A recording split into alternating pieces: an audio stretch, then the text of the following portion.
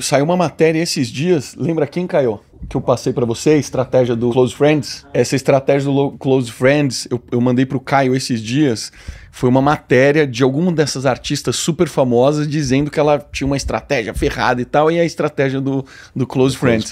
O que é essa estratégia, Kizo? Então, Close Friends é aquela bolinha verde ali, né? Todo mundo sabe que tem um privado, né? Que você foi escolhido para receber um conteúdo e mais ninguém. Bom, você pode colocar de fato seus melhores amigos, mas idealmente você tem que colocar os seus melhores clientes. Na minha metodologia, eu ensino a turma a passar a pesquisa NPS, que é aquela pesquisa Net Promoter Score, que só faz uma única pergunta, né? De 0 a 10, o quanto você indicaria meu negócio para alguém? Todo mundo que der 9 ou 10, então são os propensos a serem promotores que indicariam você. Então você pega essa turma que deu 9 ou 10 e convida essa turma, coloca essa galera. Porque essa galera vai se tornar o epicentro de engajamento dos seus conteúdos.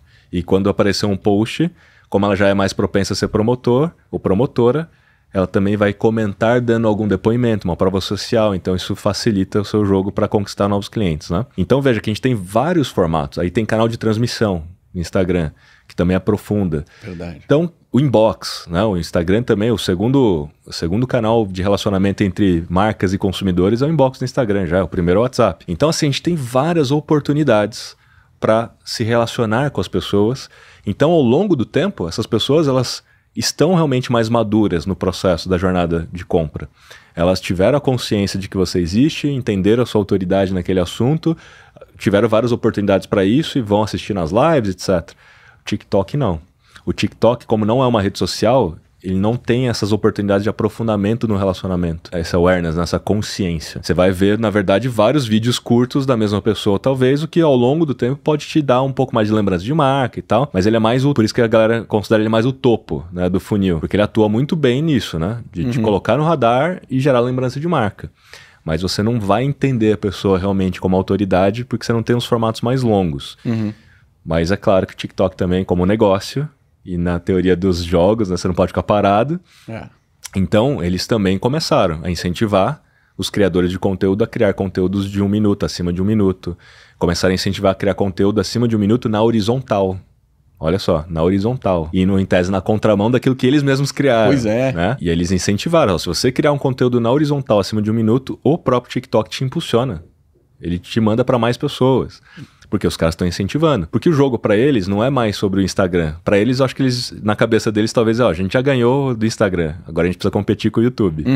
Porque o YouTube é onde tem os vídeos mais longos, onde as pessoas realmente passariam ali, assinariam o seu canal, assistiriam o podcast 1 hora com você. Cara, 1 hora de podcast equivale a quantos Reels e quantos TikToks? Quantas oportunidades de inserção, né? O quanto que você enxerga a pessoa como autoridade num podcast, quantos Reels ou TikToks seriam necessários para ter a mesma percepção de autoridade? Pô, se assistiu 1 hora de podcast correndo na esteira, sei lá o quê, você tá aqui comigo, tipo, no meu cérebro direto, né? E eu vendo as suas opiniões e tudo. Cara, isso é muito mais poderoso para conversão do que os topos, né? E aí tem um dado legal, que é um dado da Vox Media que fala o seguinte: hoje, os hosts de podcasts são muito mais influentes do que os influenciadores digitais, do que celebridade de televisão. E isso foi o quê? O próprio consumidor votando.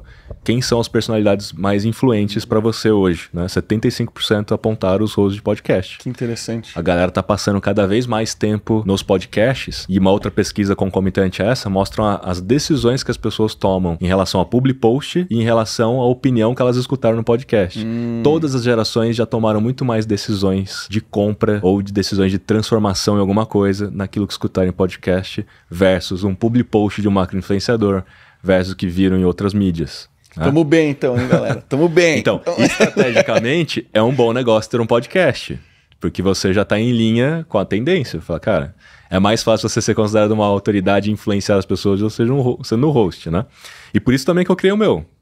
Foi por causa desse dado. Por causa desse dado? Esse dado me fez tomar a decisão de também ter um podcast. Caraca. Por quê? Porque quantas vezes na vida você vai participar do podcast dos outros? Então, assim, não é tantas oportunidades assim que você tem de ficar o tempo todo aparecendo para as pessoas dentro do podcast. Então, cria o seu próprio podcast. É isso aí.